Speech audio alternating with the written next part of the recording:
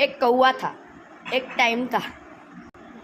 उस कौवे ने कहा कि मेरे को तो कोई देखता भी नहीं है, नहीं तो कोई जानवर जब मैं जाता हूँ तब भाग जाते, तो मैं करूँ ही क्या भाई। एक काम करता हूँ, मैं हंस भाई के पास जाता हूँ। उसकी तो कितनी मस्त ज़िंदगी है, पानी में तैरना, सब देखते हैं, सब फोटो खींचते हैं, कितना फेमस हो जाता है। चल हंस के पास जाता हूँ। फिर ऐसे ऐसे करके कौवा हंस के पास गया। उसने ये अपनी भागवत बताई। हंस ने कहा नहीं, मेरी जिंदगी बदतमीज है।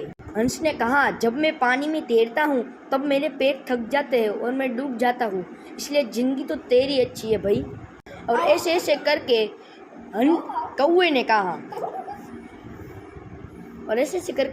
कहा चल मोर के पास चलते हैं। उसकी तो आवाज़ भी कितनी मीठी है, वो जब बोलता है तब कितना मज़ा आता है। चल उसके पास जाते हैं।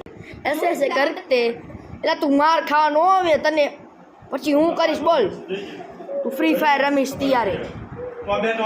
और ऐसे ऐसे करके कौवा और हंस मोर के पास चले। और फिर मोर ने कहा मैं तो टपक गया।